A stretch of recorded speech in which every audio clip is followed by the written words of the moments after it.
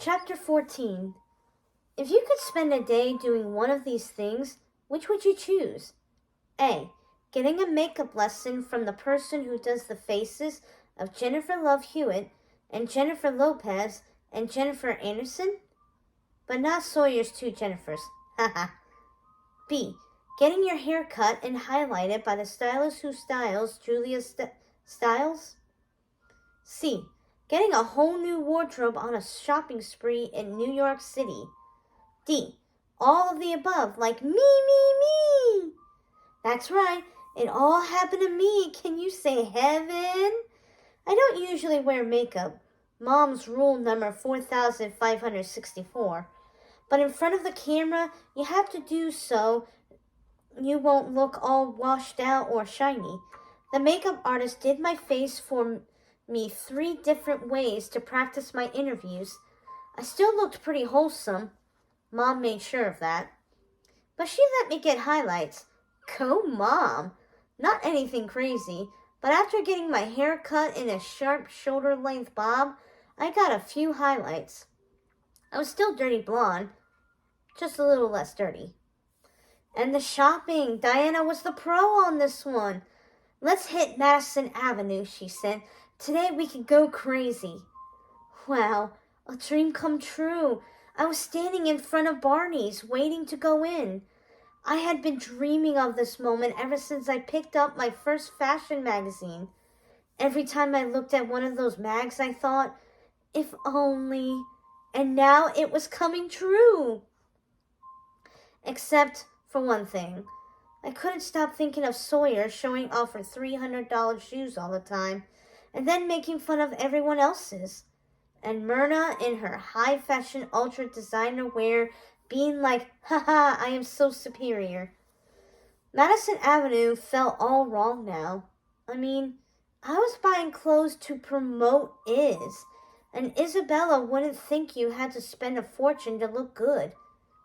Isabella also wore do-it-yourself, but I would leave that for Harmony. I can only imagine what I would end up making. Yuck. After some discussion with Diana, I bought one sweater at Barney's that I totally loved, but just one. And then we jumped in a taxi and headed to Soho to meet her niece Zoe. Zoe goes to this fashion design college. Zoe took us to all these out-of-the-way places where you could buy cool clothes that didn't cost us much. Then we went out to the suburbs, and she showed me how to find the best things at the regular malls, the strip malls, the secondhand stores. It was a totally Isabella day. She has a good head on her shoulders, this one, Diana said, patting me on my shoulder. She sticks to her values. My mom practically glowed. I slept the whole train ride home. I was exhausted from shopping. When I checked my buddy list, I saw that Harmony was online too. Just me 526. Shopping spree! White bubble. What did you get? Just me 526. 3 sweaters, 2 skirts, 2 pants, 1 cool jeans, 3 shoes, 2 earrings, 1 choker, 1 Gwyneth sighting, and 1 glam-o-rama dress for big nights out. White bubble. What big nights out? LOL. Just me 526. A girl can dream. White bubble. Talk to Dad. Camila's having trouble with reading in school. She's falling behind. Just me 526. Sad face. White bubble. Yeah, I wish I was there to help her. Hang on. Getting an IM. Oh, it's Gabriella. Just me 526. Question mark, question mark. White bubble. Leslie's kid. We're going to the movies soon. Just me 526. Cool. Have fun. See ya. White bubble. TTFN. Mom came in and sat on my bag as I was signing off. I was very proud of you today. I was worried that this book business would get out of control, but Diana was right. You do have a good head on your shoulders, she said as she stroked my hair. I felt like I was 6. But sometimes that's not a bad thing. Chapter 15. Magazine covers. Who is Iz? And why does every girl love her? Fan mail. Dear Jamie, your book changed my life. I love it. Heart, heart. Book reviews. 4 stars. Girls will stand up and cheer for Iz. A must read. This is where you probably came in, because this is when it went totally crazy. Did you first hear about me on the front page of USA Today? Maybe your mom saw the review in all the newspapers and got you the book? And then you started seeing it in 17, YM, Girl's Life, New Moon, Cosmo Girl. And then you saw Mary-Kate and Ashley tell Barbara Walters they had read a preview copy and it was the coolest thing they had ever read. Besides their own books, of course. And then you saw the president's daughter wearing an Iz t-shirt while she was riding the elephant in Africa. But the weirdest thing, the craziest thing was... Okay, when I created Iz, I felt powerful. I haven't ever felt like that in my entire life.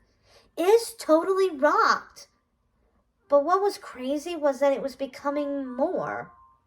I mean, I was starting to get emails. Peaches 12. Dear Iz, these girls were saying the shirt with the cat on it I was wearing was so 3rd grade. And I said I liked it, and they go, ooh, she thinks she's all that. But I just flicked them. And I was like, yeah, I like my cat shirt, so go away. And they did. Maggie H135. Hi, Iz. Guess I should say Jameson. I'm friends with this girl who's always mean to me. After I read Iz, I said to her, stop it already. And I went, I'm going to flick you if you don't. And I told her to read your book, so she would know what flick means. I mean, the flick was working. Really working. These girls were thinking Iz was as awesome as I did. They felt that power that Iz made me feel. They were saying something I wrote was changing their lives. I didn't have time to make sense of it all. Oliver told me he was booking me for massive interviews until Mom told me to hold off for a week until midterms were over. So what are we supposed to tell teen people? Sorry, she has to pass midterms before she can talk to you? I whined. Yes, said Mom. That's exactly right. Sorry, kiddo, Dad said. Ugh. My next book would include villains named Robin and Steven, which coincidentally are my parents' names. Chapter 16. Customer Reviews. Write an online review and share your thoughts. You have to read this book. Reviewer Book Girl from Flagstaff, Arizona is so cool. So, Connor asked me in study hall, how's life as an author?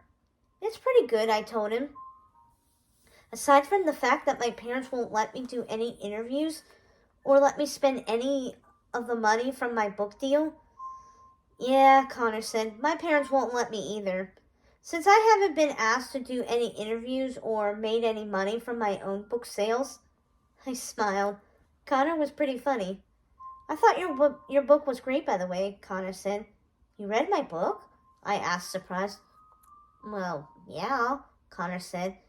It's not like every day somebody I know writes one. It really made me stop and think about all the things girls go through. Well, that was nice. I felt myself turning red. Okay, maybe we could talk about something else besides my book now. So, I said, how about those Yankees? Then I saw Lindsay's face in the little window by the door. She was mouthing, Jamie, and waved her arms around. I went up to the teacher's desk. Mr. Scrambled Eggleston looked at me. I really have to go. I crossed my legs for extra drama. I squirmed.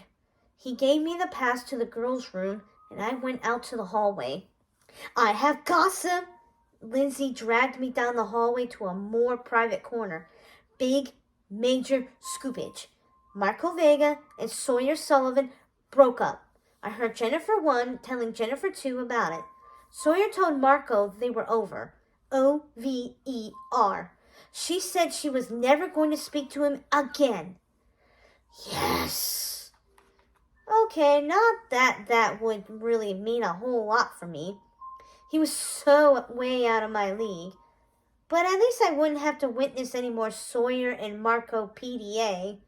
Lindsay and I high-fived and I went back into study hall. I sat at my desk. Sawyer had broken up with Marco. I wondered why. They were queen and king of our grade. Maybe she was going to go for a sophomore or junior or something. Anyway, this was huge news. The whole school was going to be buzzing about it soon. The lunchroom did seem a little noisier than usual when suddenly the intercom crackled over the whole entire school. Students, please listen up for a very important announcement, Principal Litigagi said. Wow, the principal was going to announce that Sawyer and Marco had broken up. Even the principal thought it was big news. I mean, the last time he made an announcement was the bomb threat. People started packing their backpacks to evacuate. We have just had word that one of our students has accomplished an incredible feat, Litigaki continued. We are sure you are aware that our very own Jamie Bartlett has published a book. I am pleased to tell you that Iz has just hit #1 on the New York Times bestseller list. We at Whitaker High would like to extend our congratulations. #1? Okay, #1? I just sat there with my mouth hanging open. Not a pretty image. I know. But what would you do if your principal announced that your book hit #1 on the New York Times bestseller list? All of a sudden, everyone started whistling and cheering and stuff. Lindsay was hugging me and screaming. Malik was like, yeah! Connor was cheering. My hand was red from all the high fives. I'm #1! I'm #1! Everyone went wacko. The school let in all of these reporters to interview my friends and me. Lindsay told me Mr. Litigaki drove home and put on a suit really quick. He talked to as many reporters as he could. TV, newspapers, the works. I was so glad Diana had prepared me. I didn't even have time to get really nervous. Although I wished I had worn one of my new Soho outfits instead of a regular t-shirt and jeans. At least the shirt was ice blue, one of the colors Diana had told me was my personal color palette, with hot pink, coral, burgundy, and black.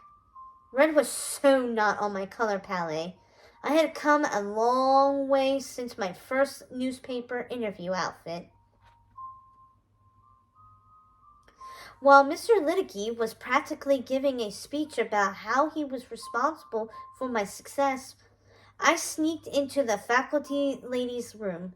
I turned on my cell phone. 10 messages. Oliver, Mom, Harmony, Denise, Dad, Mom, Oliver, Harmony, Oliver, and Leslie. Jamie, call me. This is fantastic, Leslie said. Denise said pretty much the same thing. Early reports of your book sales are, well, I've never personally witnessed anything like this, Jamie. Mom, sweetie, do you need me there? I can be at your school in 20 minutes. Dad, you were mentioned in the Harvard Lampoon. Did you hear that? Harvard! Harmony, huge, excited screaming sound. Oliver, I can have you booked up for the next millennium, babe. Your mom and Diana have the schedule, and they will go over it with you after school. When the reporters finally left, it was time for English. Gallagher came over and hugged me, in front of everyone. I went redder than a human should be allowed to turn. Miss Gallagher, I said, thanks for everything. I sat down at my desk trying to do what Diana told me. I smiled at each person's face to make them feel acknowledged. I nodded a little.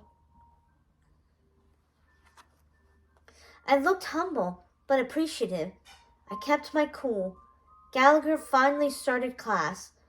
Psst. Rebecca Furman tossed me a note. Jamie, congrats. Very cool. Connor. I smiled. Jamie Bartlett? Some kid stuck his head in the doorway. Principal Litigaki needs you. This was becoming a habit. I jumped up and tripped over my backpack. Everyone cracked up. I bolted. My mom was in Principal Litigaki's office. She was all hyper as she told me that Oliver had called about something very, very big. I would be doing my first television interview, and it was scheduled for tomorrow. No time to waste. I had to pack my bags. We were flying to Chicago because tomorrow I was going to be on More Alive. Iz admired the new ring sparkling on her finger. A good find at the flea market. Yes, it was the perfect fashion accessory for flicking away evil. Her ring wasn't the only thing that was new. She'd been noticing something lately. Each time she flicked, she was becoming more and more powerful.